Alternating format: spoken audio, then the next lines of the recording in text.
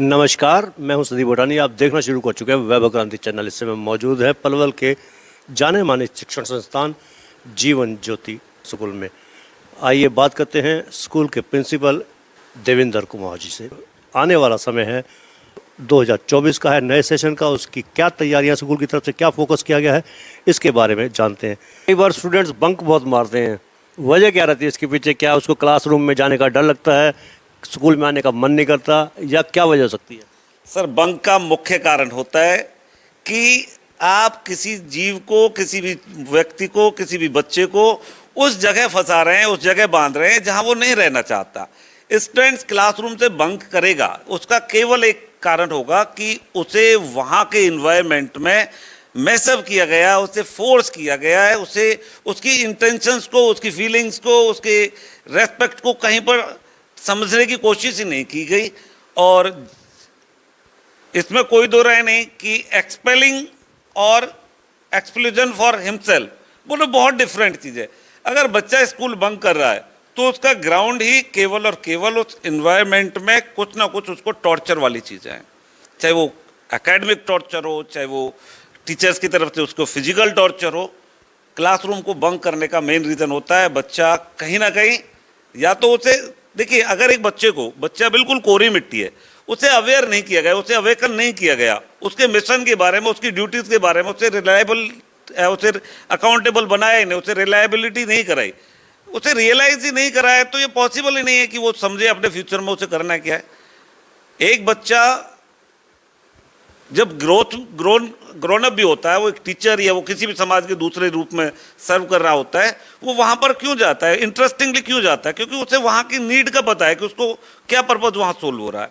एक बच्चा अगर 12th क्लास में पढ़ रहा है, 11th क्लास में पढ़ रहा है, वो क्लास बंक कर रहा है, सबसे पहले make him realise that what the need, why he has to be in the classroom. उसे सबसे पहले तो यही रियलाइज कराओ कि उसे होना क्यों चाहिए, क्योंकि necessity is the mother of invention. पहले आवश्यकता रियलाइज कराओ, फिर आविष्कार तो बच्चा करेगा ही करेगा। कोरोना काल से पहले जीवन ज्योति स्कूल में हमारा आगमन खूब होता था। ये तो उसके बाद से तो लगातार बंद ही हो गया। आज पहली बार आपके बीच में आए हैं हम। दूसरी बार टीचर ऑफ मंथ, ये प्रथा शायद पहले थी आपके स्कूल में, वो अभी है या नहीं है?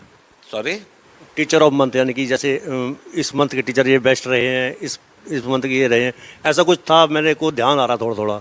नहीं, मेरा एक लंबा एक्सपीरियंस है जीवन ज्योति के साथ। मैंने एज ए पीजीटी भी कई साल मैंने इनके साथ काम किया है, इस ग्रुप के स्कूल के साथ। बेस्ट टीचर मंथली तो नहीं, बट एनुअली हम आज भी डिसाइड करते हैं। और बेस्ट टीचर में जो हमारे क्राइटेरिया होते हैं, वो केवल एकेडमिक परफॉर्मेंस हमारा उसका कोई उसकी इवेल्यूशन का कोई चार्ट नहीं होता, उसमें ऑलराउंड डेवलपमेंट होती है। उसके बच्चे उससे कितना फ्रैंक है, उसके बच्चे उनके साथ कितना अपडेट है। क्योंकि जब बच्चा टीचर के साथ फैमिलियर होगा, टीचर के साथ अपनी प्रॉब्लम शेयर कर सकेगा। क्योंकि सर मैं आपको एक ध्यान और दूसरी बात की तरफ दिलाना चाहूँगा, क्योंकि presently exploitation of the girls, exploitation of women बहुत रेज हुआ ऑल ओवर इंडिया। ऐसे बहुत सारे केसेस आए। अगर उस चीज़ को ध्यान रखा जाए, गर्ल्स की डेवलपमेंट के बारे में ध्यान रखा जाए, तो जब तक अगर एक गर्ल चाइल्ड अपनी प्रॉब्लम को अपने पेरेंट्स और अपने टीचर के साथ शेयर नहीं कर पा रहा, इसका मतलब कहीं ना कहीं वो ऑप्रेस्ड है।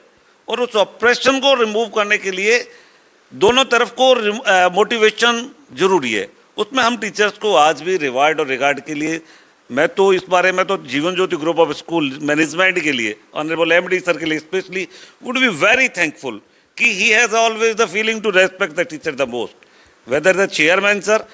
अगर इन लोगों को, इन दोनों की मैं बात करूं, जैसे मेरा इनके साथ बहुत लंबा एक्सपीरियंस है, तो यहाँ से पहले भी जैसे मैं दूसरे स्कूल्स में भी काम करता रहा, तो लोग जैसे पूछते थे कि भाई जीवन ज्योति में आपको बेस्ट क्या लगा, कि अगर आप स्टेयर्स में चल रहे हैं, आपकी शक्ल पर थोड़ा सा कहीं झुर्रियाँ दिख रही हैं और चेयरमैन सर या एमडी सर आपको मिले, तो सबसे पहले पूछेंगे सर फैमिली में सब कुछ ठीक है। शेक हैंड करने के बाद वो आपका पर्सनली, और यही फीलिंग्स आदमी को इनका पर्सनल बहुत लॉयल कर देती है, देयर इज नो डाउट। अच्छा, बात की जाए टीचर्स के अलावा अब स्टूडेंट्स की, तो कई बार ये कहते हैं कि लिफाफा देख के मजमून भांप लेते हैं। स्टूडेंट हैं अगर क्लास में, उसमें जो बेस्ट होते हैं 3 या 4 स्टूडेंट होते हैं, उनको आप भांप लेते हैं, ये ब्रिलियंट है। उस पर आप जान लड़ाए थे पूरे, और रात रात भर पढ़ाई भी करवाते हैं उनसे। ये क्या माजरा है? ये इतना स्ट्रेस नहीं हो जाता स्टूडेंट अगर इतना ज़्यादा आप फोकस करेंगे तो? सर, क्लास में टीचर तो लास्ट बेंच पर बैठे हुए, फर्स्ट बेंच पर बैठे हुए, दोनों के लिए इक्वल भाव से, समान भाव से और समान चित्त से तैयारी कराता है। हाँ, इसमें कोई दो राय नहीं कि समाज में अगर मैं कहीं पर भी हूँ, मेरा जो अपना एटीट्यूड है वो एक अपनी इमेज रखता है। एक बच्चा अपने पापा से, अपनी मम्मा से भी ब्लेसिंग्स नहीं ले पाता, दूसरा बच्चा अपने पेरेंट्स का 24 घंटे ध्यान, सेंटर ऑफ अट्रैक्शन और अटेंशन होता है। जो बच्चा जीनियस, तो आप इस दूसरी लैंग्वेज में जीनियस कहो या स्कॉलर जब आप कहो, अगर उस बच्चे का भाव टीचर के प्रति बहुत ज़्यादा ऑप्टिमिस्टिक होता है, बहुत होपफुल होता है, तो ऑब्वियसली टीचर उसकी तरफ अट्रैक्टिव हो जाता है।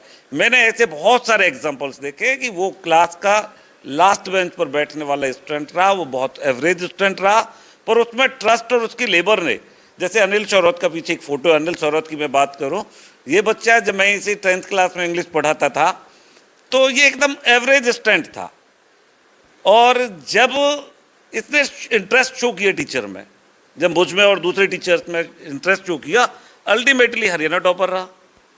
तो जो 3-4 की आप बात कर रहे हैं, उनको हम ऐसे नहीं कि हमारे कोई इंट्रोडक्शन में से होते हैं या उनकी पहले की हम पिछले रिजल्ट्स देखते हैं, केवल उस बच्चे का इंटरेस्ट, इस बात को, टीचर के प्रति लॉयलिटी, टीचर के प्रति ट्रस्ट उस बच्चे का उसे इस पोजीशन तक पहुंचा देता है कि वो स्टेट और नेशनल रैंक होल्डर बन जाता है। यही तो सवाल था कि वैसे तो आप हर स्टूडेंट पे फोकस करते हैं, लेकिन ज़्यादा फोकस उस पर भी कर देते हैं जो ब्रिलियंट आपको दिखाई दे जाता है कि ये लड़का आगे जाके सक्सेस होगा, उस पर पूरी जान लड़ा देते हैं। देखिए सर, मैं अभी भी प्रेजेंट में अप्रोक्सीमेटली वीकली, मंथली, फोर्टनाइटली हर पेरेंट्स के साथ इंटरेक्शन करता हूँ, फ़ोन करके पर्सनली कॉल करता हूँ। मैनेजमेंट का, हमारा यहाँ का बहुत पुराना एक प्रिंसिपल है पेरेंट्स के साथ इंटरेक्शन का। अब कई पेरेंट्स उस मामले में उन बच्चे की अपनी रिपोर्ट को सुनने के बाद हमारे साथ बहुत पॉजिटिवली जुड़ जाते हैं। वो बहुत, हम लोगों में बहुत ट्रस्ट शो करते हैं। वो ट्रस्ट हमें मजबूर कर देता है कि हम उस बच्चे पर बहुत अटेंटिव हो जाए।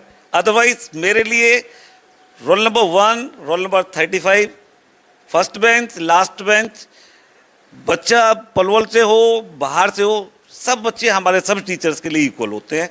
हम ऐसा कुछ भी नहीं। हाँ, मैंने आपको बताया कि उस पेरेंट्स का ट्रस्ट, उस बच्चे का ट्रस्ट हमें इतना कंपेल कर देता है कि उस पर उन्हें लगता है कि हम बहुत विशेष ध्यान दे रहे हैं। और जब अब रिजल्ट जब वो निकल के आते रहते हैं तो उसकी पॉलिश करना, उसकी एरर्स को रिमूव करना, ये हम लोगों की फॉरमोस्ट ड्यूटी भी बन जाती है। कई पेरेंट्स स्कूल के बाद कोचिंग सेंटर की तरफ ज़्यादा रुख करते हैं, ज़्यादा सक्सेस दिलाने की, सफलता दिलाने के लिए। कोचिंग सेंटर की कितनी भूमिका रहती है सफलता में? देखिए, जीवन ज्योति का एक बहुत पुराना प्रिंसिपल मुझे याद है कि यहाँ पर टीचर्स के बच्चे के ट्यूशन के बारे में भी, जो हरियाणा बोर्ड था तो ट्यूशन के बारे में भी प्रॉपर अटेंशन रखी जाती थी कि कौन कौन बच्चे ट्यूशन जाते हैं, और उन ट्यूशन को अवॉइड कराने के लिए ना जीवन ज्योति कंप्लीटली डिवोटेड था पहले भी, आज भी। कोचिंग सेंटर का अगर मैं बात करूं तो कल्चर रिमूव करने के लिए, कल्चर का जो एक तरह से बच्चे को एटिकेट लेस बनाने में बहुत बड़ा रोल मैं कहीं ना कहीं फील करता हूं। इसमें कतई कोई दो राय नहीं है, क्योंकि यूनिफॉर्मिटी नहीं होती, पंक्चुअलिटी नहीं होती, कोई प्रॉपर डिसिप्लिन ऑब्जर्वेशन नहीं होती, जिससे बच्चे की ऑलराउंड डेवलपमेंट स्टॉप हो जाती है। और आज भी आप सीबीएसई के केसेस की बात करें, जैसे मैं कहूँ कि दुनिया में सुसाइडल केसेस जो इंडिया के अंदर, जो कोचिंग इंस्टीट्यूशंस के अंदर आते हैं, उसका रीजन ये है कि उस बच्चे को डिप्रेशन और हाइपरटेंशन से बाहर निकलने का मौका ही नहीं दिया जाता। उसे ऑलराउंड डेवलपमेंट वाले कोई सोर्स ही नहीं प्रोवाइड कराए जाते।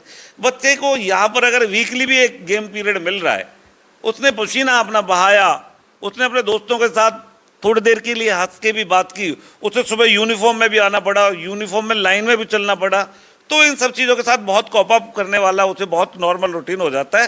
तो coaching institution comparative versus school की बात करें तो school always be in the best position. School के जो पास आउट होते हैं स्टूडेंट, वो कांटेक्ट में रहते हैं आपके? क्योंकि स्कूल से जिस बच्चे ने 13 साल या 14 साल बिताए हों, स्कूलिंग के बाद जो कॉलेज लाइफ है उसमें आपसे संपर्क करते हैं बच्चे आपसे? सर बिल्कुल संपर्क करते हैं, और आप देखते हो कि चाहे वो सीए की बात करें या वो डॉक्टर्स की बात करें या इंडियन दूसरी फोर्सेस में दूसरी सोर्सेज फील्ड में जो इंडियन सर्विसेज में अपने आप को आज भी रखे हुए हैं, वो बच्चे हमारे साथ रेगुलर कांटेक्ट में होते हैं। और बहुत बेहतरीन बात तो ये है कि majority of the parents in present, अब तो वो हमारी एक तरह से हम ग्रैंड चिल्ड्रन को पढ़ाना शुरू हो चुके हैं।